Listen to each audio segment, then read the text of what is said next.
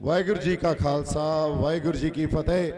ਜਿਹੜੀਆਂ ਜਿਹੜੀਆਂ रूहां इत्थे आईयां मैं हथ जोड़ के ते नतमस्तक हो के सजदा करदा सारियां रूहां नूं ਜਿਹੜੇ पंजाब दा दर्द नूं आपदे अंदर सांभी बैठियां ते जागदियां जमीरां नूं ਇਹ पंजाब च स्नेहा जाऊगा तुहाडा। ਇਹ गल स्नेहा पंजाब च जाना चाहिदा भी हर मिट्टी दी एक खसलत हुंदी आ। हर मिट्टी कुटिया नहीं भुरदी, हर जख्मी मथा नहीं झुकदा हुंदा ते कोई भी लहर वो बन लाया रुकदी नहीं हुंदी। ये लोकां दी लहर आ, लोकां ने खड़ी कीती आ। ये रेवोल्यूशन आ। नौजवानां नूं कहंदे हुंदे सी, ये नौजवानां नूं कहंदे हुंदे सी नौजवान आउंदे ही नहीं, नौजवान तां नशियां च पै गए, नौजवान तां गाणियां ते लग गए, नौजवानों नूं तां उन्हां दी मानसिकता ही है नहीं।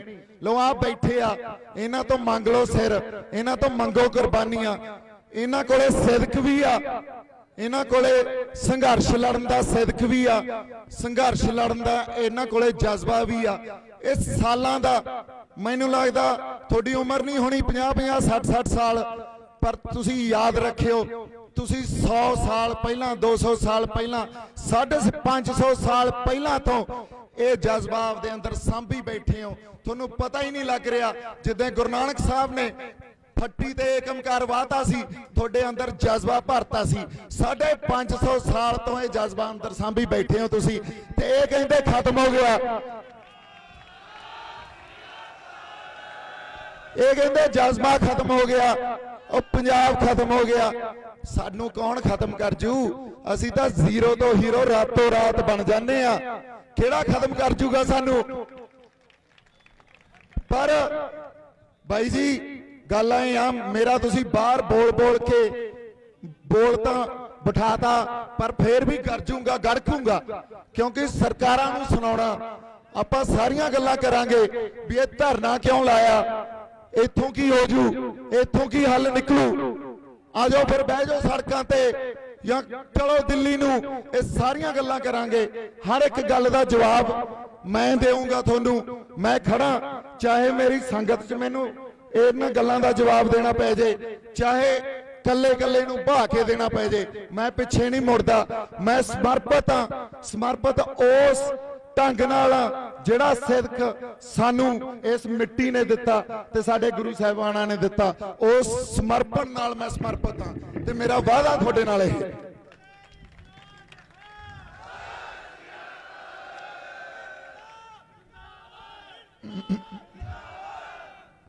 एक गल समझण दी बहुत जरूरत आ सानू, इनकलाब उठदे आ, लामबंदी हुंदी आ, पर इनकलाब राते रात थोड़े वास्ते जे असीं समझिए कोई सानू बदल दे जूगा तां ये बहुत बड़ा झूठ आ। राते रात थोनू बदल नहीं देना किसी इनकलाब ने। एडा बड़ा सिस्टम, एडी बड़ी सरकार, एडी बड़ी स्टेट, जदों तुसीं ਉਹ सिस्टम ਜਿਹੜੇ 75-70 सालों तो लगातार सਦੀवी हो रहा, परपैचुएट हो रहा, ਉਹਦੇ ਨਾਲ लड़न वास्ते खड़े होए हो ते ਉਹ राते रात कुछ नहीं ਹੁੰਦਾ। सो सानू ढंग तरीका सलीका ये सीखना पैंदा हुंदा। तहजीब बहुत बड़ी चीज़ आ, साडे कोले तहजीब जे नहीं होगी, आपदी भाषा ते साडा कंट्रोल नहीं होगा, असी कोई बिरतांत नहीं रच सकांगे, असी कोई सोच नहीं पैदा कर सकांगे। असी 550 साल पहलां दी जे मैं गल करदा, एक सोच पैदा की गई सी, सोच पैदा की गई सी जिहदे करके मैं इत्थे खड़ा, जिहदे करके तुसीं आए हो। सोच की सी? दर्जा बदर्जी नूं खत्म करने वास्ते। सोच की सी? सरबत दे भले दी। सोच की सी? पुरानियां रीतां रवाजां पुराने सिस्टम दा खंडन करन दी। सोच की सी? ਉਹ सारे सिस्टम का खंडन करन दी जिहड़ा लोकां दी गल नहीं करता, जिहड़ा लोक भलाई दी गल नहीं करता। अज जे मैं किसान जथेबंदियां नाल बह जाना जाके, मैं उन्हां तो पुछदा भी मैनूं लड़ाई दसो तुहाडी की आ, वो कहंदे जी किसानां दी लड़ाई आ। मैं कहा ये तां आम गल हो गई, ये तां कोई पिंड च बैठा बंदा भी दस जू, तुसीं तां प्रधान हो, 31 जथेबंदियां 22 ਜ਼ਿਲ੍ਹਿਆਂ च बनाई बैठे हो, ਤਾਂ ਅਸਲ ਗੱਲ ਤੇ ਆਓ, ਕੋਈ ਇੰਟੈਲੀਜੈਂਟ ਇੰਟੈਲੈਕਚੁਅਲ ਗੱਲ ਦੱਸੋ। ਫਿਰ ਤੁਸੀਂ ਸਾਡੇ ਆਗੂ ਕਾਹਦੇ ਹੋਏ?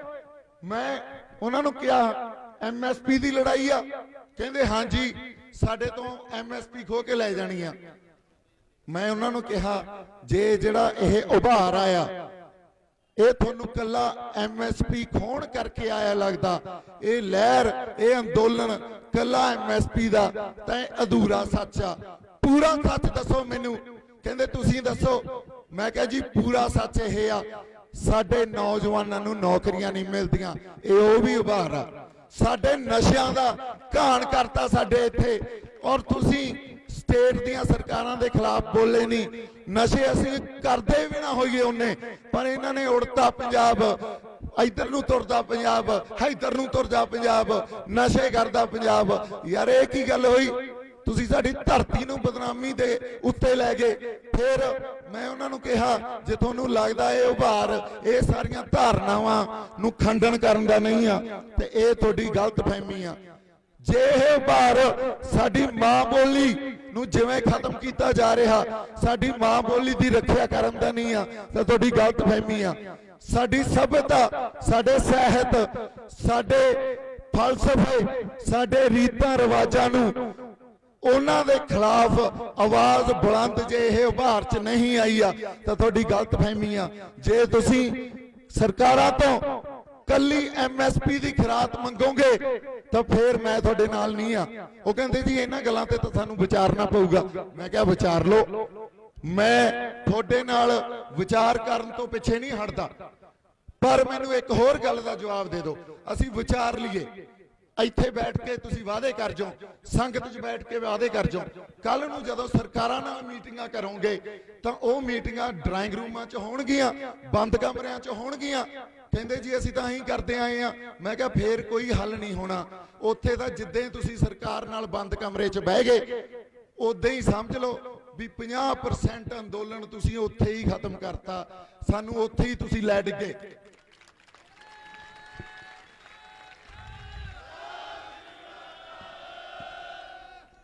ਮੈਂ ਇੱਕ ਗੱਲ ਬਹੁਤ ਸਪਸ਼ਟ ਰੂਪ 'ਚ ਸਾਹਮਣੇ ਰੱਖੀ, ਮੇਰੀ ਗੱਲ ਨਹੀਂ ਆ, ਮੈਂ ਕੁਛ ਨਹੀਂ ਆ, ਸਾਰੀ ਗੱਲ ਸੰਗਤ ਦੀ ਆ, ਲੋਕਾਂ ਦੀ ਆ।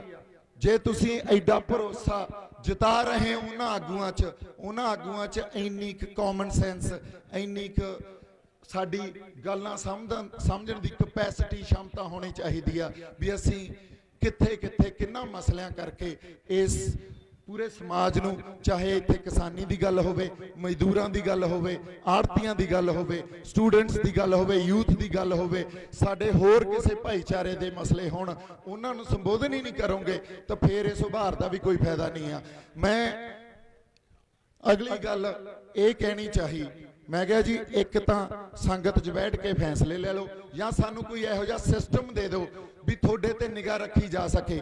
ਅਦਰਵਾਈਜ਼ ਐਡੇ ਭਰੋਸੇ ਟੁੱਟੇ ਆ ਸਾਡੇ, ਇੰਨੀਆਂ ਗਦਾਰੀਆਂ ਹੋਈਆਂ ਸਾਡੇ ਨਾਲ, ਅਸੀਂ ਐਡੂ ਜ਼ਿਆਦਾ ਇਸ ਗੱਲ ਨੂੰ ਅਫੋਰਡ ਹੀ ਨਹੀਂ ਕਰ ਸਕਦੇ, ਇਸ ਗੱਲ ਨੂੰ ਸਹਿ ਹੀ ਨਹੀਂ ਸਕਦੇ। ਇੱਥੋਂ ਤੱਕ ਕਬਰਾਂ 'ਚ ਧੱਕ ਦੋਗੇ ਮੁੜ ਕੇ ਸਾਨੂੰ। ਸਾਡੀ ਹੋਂਦ ਦੀ ਲੜਾਈ ਆ, ਜੇ ਤੁਸੀਂ ਕੱਲੀ ਐਮਐਸਪੀ ਦੀ ਲੜਾਈ ਲੜੀ ਜਾਂਦੇ ਹੋ ਫਿਰ ਅਸੀਂ ਤੁਹਾਡੇ ਨਾਲ ਨਹੀਂ ਆ।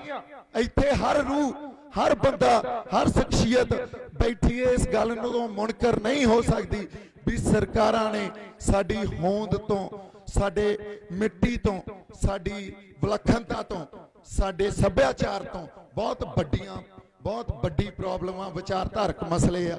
ਪਹਿਲੀ ਗੱਲ ਇਹ ਸਮਝੋ ਸਾਡੀ ਹੋਂਦ ਦੀ ਲੜਾਈ ਆ, ਸਾਡੀ ਮਿੱਟੀ ਨਾਲ, ਸਾਡੀ ਫਲਸਫਿਆਂ ਨਾਲ, ਗੁਰੂ ਨਾਨਕ ਸਾਹਿਬ ਦੇ ਫਲਸਫੇ ਨਾਲ ਸਾਡਾ ਬਹੁਤ ਕੁਝ ਜੁੜਿਆ।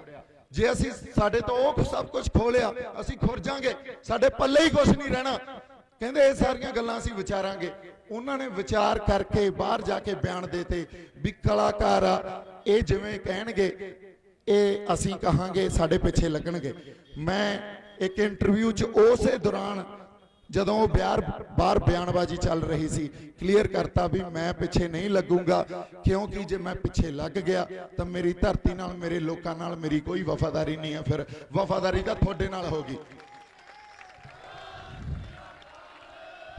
ਪਰ ਜਿਹੜੀ ਗੱਲ ਮੈਂ ਲਿਆਕਤ ਤੇ ਤਹਿਜ਼ੀਬ ਦੀ ਕਰ ਰਿਹਾ ਸੀ, ਜਦੋਂ ਤੱਕ ਸਾਨੂੰ ਸਿਰ ਜੋੜ ਕੇ ਬੈਠਣਾ ਨਹੀਂ ਆਊਗਾ, ਸਾਡੇ 'ਚ ਤਹਿਜ਼ੀਬ ਨਹੀਂ ਆਊਗੀ, ਜਦੋਂ ਤੱਕ ਲਿਆਕਤ ਨਹੀਂ ਆਊਗੀ, ਸਾਡੀ ਭਾਸ਼ਾ ਤੇ ਸਾਨੂੰ ਕੰਟਰੋਲ ਨਹੀਂ ਆਊਗਾ, ਉਦੋਂ ਤੱਕ ਜੇ ਅਸੀਂ ਕਹੀਏ ਕਿ ਅਸੀਂ ਬਹੁਤ ਵੱਡੀ ਲੜਾਈ ਲੜ ਸਕਦੇ ਹਾਂ, ਇੱਕ ਸੋਚ ਪੈਦਾ ਕਰ ਸਕਦੇ ਹਾਂ, ਤੇ ਇਹ ਨਹੀਂ ਹੋਣਾ। ਇਸ ਗੱਲ ਨੂੰ ਸਪਸ਼ਟ ਰੂਪ 'ਚ ਸਮਝ ਲਓ। ਕਿਉਂ ਨਹੀਂ ਹੋਣਾ? ਆ ਬੈਠੇ ਆ ਸਾਡੇ ਕੁਝ ਬੰਦੇ, ਸਾਡੇ ਨੌਜਵਾਨ, ਉਹ ਕਹਿੰਦੇ ਆ ਬਾਈ ਕੀ ਨਿਕਲਣਾ ਧਰਨਿਆਂ ਚੋਂ, ਮੈਂ ਅਸਲ ਗੱਲ ਤੇ ਆਉਣਾ, ਆਜੋ ਰੋਡ ਰੋਕੀਏ, ਆਜੋ ਪੰਗਾ ਲਈਏ ਦਿੱਲੀ ਨਾਲ। ਮੈਂ ਇੱਕ ਬੇਨਤੀ ਕਰ ਰਹੀ, ਇੱਥੇ ਸੰਗਤ ਨੂੰ ਵੀ ਕਰਦਾ, ਉਹਨਾਂ ਨੂੰ ਵੀ ਕੀਤੀ, ਇਹ ਤਰੀਕਾ ਨਹੀਂ ਹੈ, ਸਲੀਕਾ ਨਹੀਂ ਹੈ ਦਿੱਲੀ ਨਾਲ, ਦਿੱਲੀ ਨੂੰ ਘੇਰਨ ਦਾ ਜਾਂ ਦਿੱਲੀ ਤਾਈਂ ਆਪਦੀ ਆਵਾਜ਼ ਪਹੁੰਚਾਉਣ ਦਾ। ਪਹਿਲੀ ਜਿਹੜੀ ਲੜਾਈ ਦੀ ਪਹਿਲਾ ਰੂਲ ਆ, ਪਹਿਲਾ ਨਿਯਮ ਆ, ਸਾਨੂੰ ਇੱਕ ਸੋਚ ਪੈਦਾ ਕਰਨੀ ਪੈਣੀ ਹੈ ਜਿਹੜੀ ਅਸੀਂ ਕਦੇ ਕਰ ਹੀ ਨਹੀਂ ਸਕੇ। 84 ਵੇਲੇ ਐਡਾ ਵੱਡਾ ਦੁਖਾਂਤ ਪੰਜਾਬ ਨਾਲ ਵਾਪਰ ਗਿਆ, ਦਰਬਾਰ ਸਾਹਿਬ ਤੇ ਹਮਲਾ ਹੋ ਗਿਆ ਸ਼ਰੇਆਮ। ਉਸ ਵੇਲੇ ਦੀ, ਉਸ ਸਮੇਂ ਦੀ ਹੁਕਮਰਾਨ ਧਿਰ ਨੇ ਪੰਜਾਬ ਨੂੰ ਖੁੱਡੇ ਨਾਲ ਲਾਤਾ, ਧੱਕਤਾ। ਸਾਡਾ ਆਤਮਿਕ ਸੋਮਾ, ਜਿੱਥੇ ਇਕੱਲੇ ਸਿੱਖ ਨਹੀਂ ਜਾਂਦੇ, 4 ਦਰਵਾਜ਼ੇ ਆ, ਹਰ ਭਾਈਚਾਰਾ ਜਾਂਦਾ, ਕਿਉਂਕਿ ਉਹ ਗੁਰੂ ਨਾਨਕ ਸਾਹਿਬ ਦੇ ਫਲਸਫੇ ਨਾਲ ਜੁੜਿਆ ਹੋਇਆ। ਮੈਂ ਹਰ ਭਾਈਚਾਰੇ ਦੀ ਕਦਰ ਵੀ ਕਰਦਾ, ਇਸ ਕਰਕੇ ਉੱਥੇ ਅਟੈਕ ਕਰਕੇ ਉਸ ਵੇਲੇ ਵੀ ਅਸੀਂ ਸੋਚ ਨਹੀਂ ਪੈਦਾ ਕਰ ਸਕੇ। ਅੱਧੇ ਅਸੀਂ ਪਿੰਡਾਂ 'ਚ ਰਹਿਣ ਵਾਲੇ ਇਹ ਸਮਝੀ ਜਾਂਦੇ ਸੀ ਵੀ ਹੁਣ ਸਾਡੇ ਪੱਲੇ ਕੀ ਰਹਿ ਗਿਆ। ਜਿਹੜਾ ਇੰਟੈਲੈਕਚੁਅਲ ਵਰਕ ਸੀ ਉਹ ਇਹ ਸਮਝੀ ਜਾਂਦਾ ਸੀ ਵੀ ਅੰਦਰ ਤਾਂ ਤੁਸੀਂ ਆਪ ਹੀ ਬੈਠੇ ਸੀ, ਤੁਸੀਂ ਆਪ ਹੀ ਹਮਲਾ ਕਰਾਇਆ।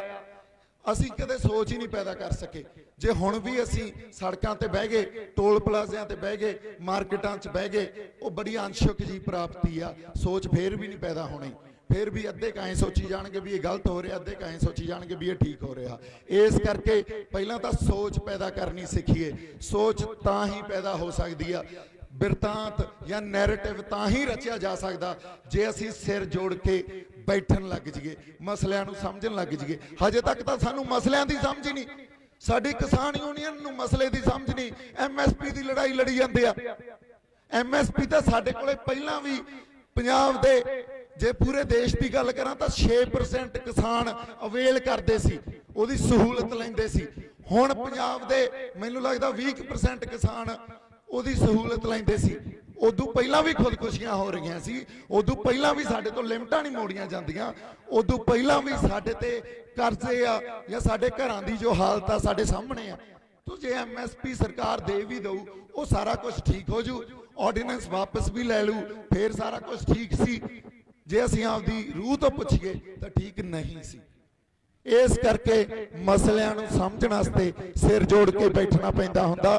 ਕਈ ਵਾਰੀ ਕੌਮਾਂ, ਕਈ ਵਾਰੀ ਪੂਰਾ ਖਿੱਤਾ ਜਾਂ ਉੱਥੋਂ ਦੇ ਲੋਕ ਬਹੁਤ ਟਾਈਮ, ਸਾਲਾਂ ਲਾ ਦਿੰਦੇ ਆ ਮਸਲਿਆਂ ਨੂੰ ਸਮਝਣ ਵਾਸਤੇ।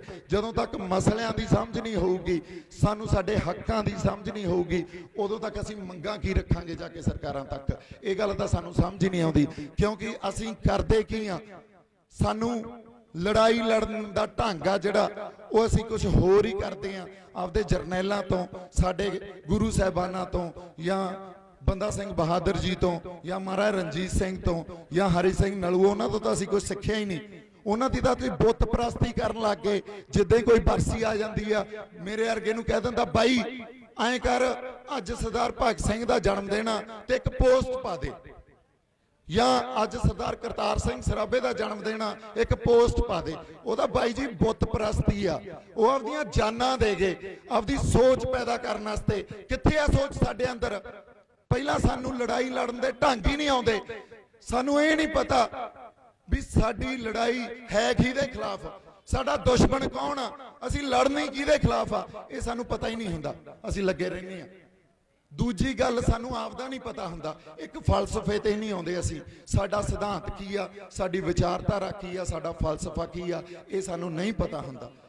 ਥਰਡ ਮੋਸਟ ਇੰਪੋਰਟੈਂਟ ਰੂਲ, ਲੜਾਈ ਜਿੱਤੀ ਪਹਿਲਾਂ ਜਾਂਦੀ ਆ, ਫੇਰ ਲੜੀ ਜਾਂਦੀ ਆ। ਅਸੀਂ ਲੜਦੇ ਪਹਿਲਾਂ, ਫੇਰ ਜਿੱਤਣ ਦੀ ਆਸ ਕਰਦੇ ਆ। ਐਂ ਤਾਂ ਲੜਾਈ ਨਹੀਂ ਜਿੱਤੀ ਜਾਣੀ, ਇਹ ਲੜਾਈ ਵੀ ਲੜ ਦਾਂਗੇ, ਕੁਝ ਨਹੀਂ ਨਿਕਲਣਾ।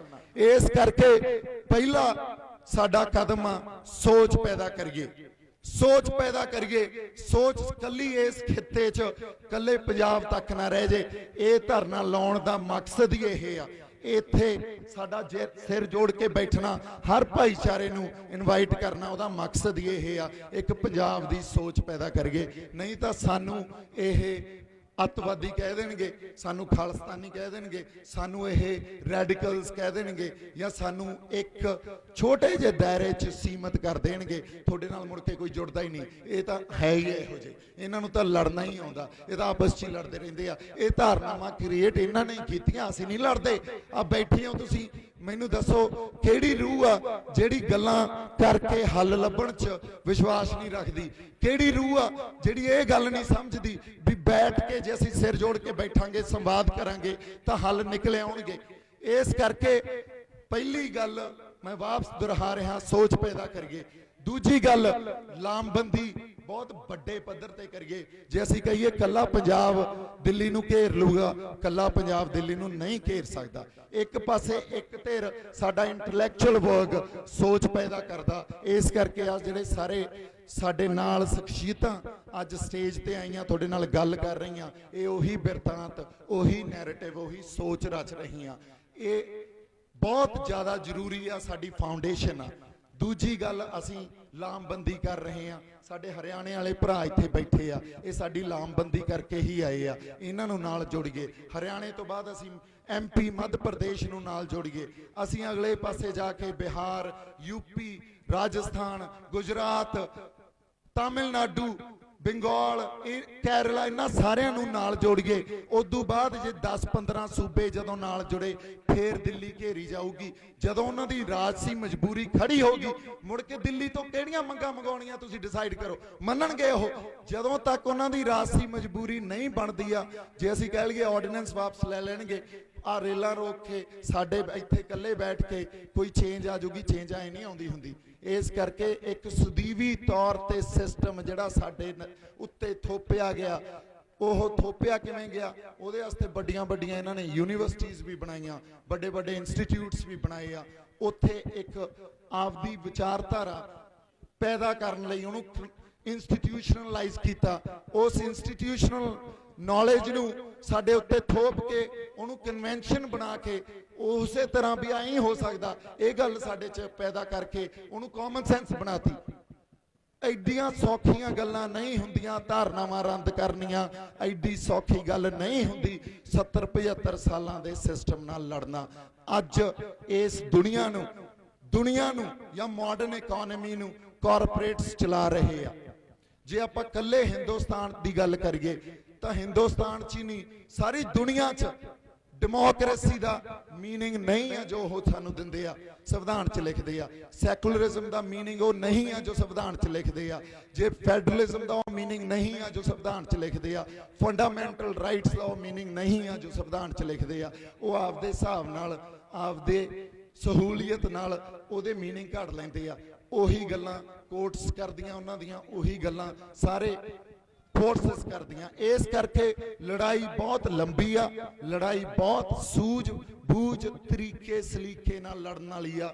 ਇਸ ਲੜਾਈ 'ਚ ਸਾਡੇ ਕੋਲੇ ਜੇ ਸੋਚ ਨਹੀਂ ਪੈਦਾ ਕਰ ਸਕਾਂਗੇ, ਸਾਡੇ ਇੰਟੈਲੈਕਚੁਅਲ ਵਰਕ ਨੂੰ ਅਸੀਂ ਸੁਣਾਂਗੇ ਨਹੀਂ, ਤਾਂ ਫਿਰ ਅਸੀਂ ਖਤਾ ਖਾ ਜਾਾਂਗੇ। ਲਾਮਬੰਦੀ ਨਹੀਂ ਕਰ ਸਕਾਂਗੇ, ਖਤਾ ਖਾ ਜਾਾਂਗੇ।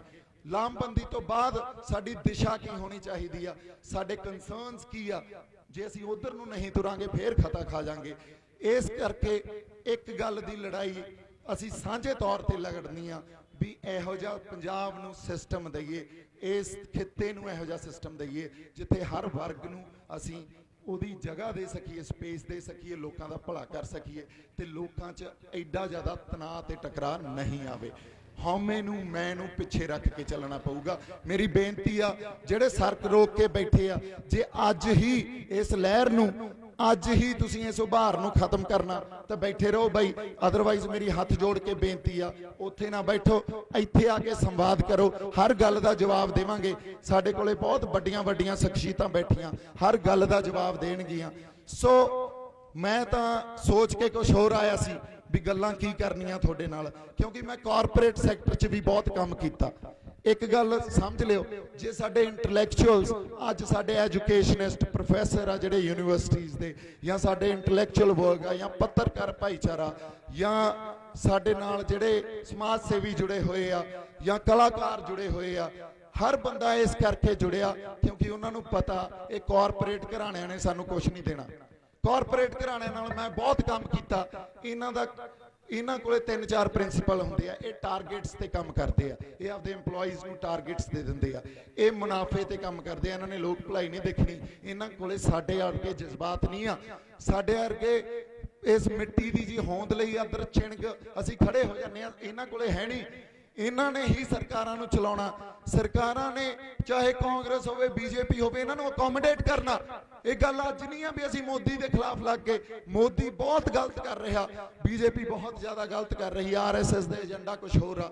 ਉਹ ਪੰਜਾਬ ਦੀ ਹੋਂਦ ਖਤਮ ਕਰਨ 'ਚ ਲੱਗੇ ਹੋਏ ਆ, ਸਾਡੀ ਵਿਲੱਖਣਤਾ, ਸਾਡੀ ਬਹੁਤ ਕੌਮੀਅਤ ਨੂੰ ਖਤਮ ਕਰਨ 'ਚ ਲੱਗੇ ਹੋਏ ਆ। ਪਰ ਕਾਂਗਰਸ ਨੇ ਵੀ ਉਨਾ ਹੀ ਘਾਣ ਕੀਤਾ, ਸਾਡੀ ਖੇਤਰੀਆਂ ਪਾਰਟੀਆਂ ਨੇ ਵੀ ਉਨਾ ਹੀ ਘਾਣ ਕੀਤਾ ਸਾਡਾ। ਜਦੋਂ ਤੱਕ ਅਸੀਂ ਜਾਗਾਂਗੇ ਨਹੀਂ, ਜਦੋਂ ਤੱਕ ਅਸੀਂ ਜਾਗਰੂਕਤਾ ਅਵੇਅਰਨੈਸ ਨਹੀਂ ਵੰਡਾਂਗੇ, ਉਦੋਂ ਤੱਕ ਸਾਨੂੰ ਇਹ ਗੱਲਾਂ ਦੀ ਸਮਝ ਨਹੀਂ ਆਉਣੀ। ਕਾਰਪੋਰੇਟਸ ਨੇ ਆ ਕੇ ਸਾਡੇ ਤੇ ਗਲਬਾ ਹੀ ਪਾਉਣਾ, ਸਾਨੂੰ ਗੁਲਾਮ ਹੀ ਬਣਾਉਣਾ, ਕੰਟਰੈਕਟ ਫਾਰਮਿੰਗ ਕਰ ਦੇਣੀ ਹੈ ਇੱਥੇ, ਜਿਹੜਾ ਬਹੁਤ ਜ਼ਿਆਦਾ ਕੰਟਰੀਜ਼ 'ਚ ਇਹ ਮਾਡਲ ਟੈਸਟ ਕੀਤਾ ਗਿਆ ਤੇ ਫੇਲਡ ਮਾਡਲ ਆ।